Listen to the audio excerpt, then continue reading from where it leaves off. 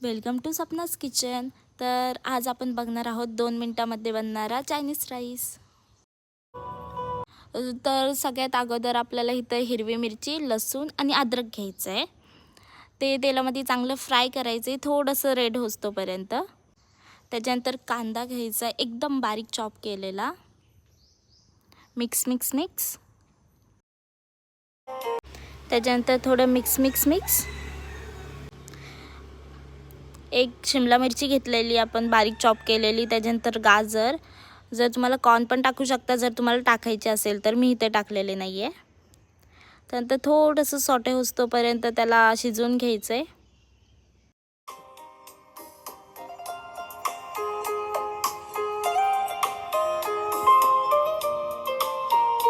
त्याच्यानंतर थोडंसं मीठ टाकायचं आहे चवीपुरतं।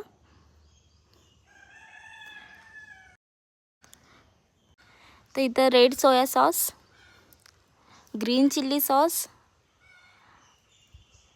आणि रेड चिल्ली सॉस टाकायचं आहे। परत मिक्स मिक्स मिक्स। त्याच्यानंतर थोडीशी परत कांद्याची पात टाकायची आहे।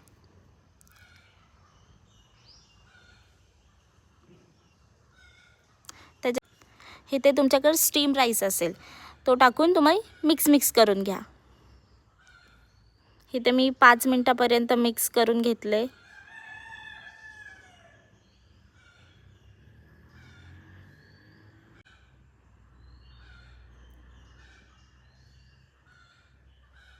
तर हा झालेला आहे आपला 2 मिनिटांमध्ये चायनीज राईस तयार।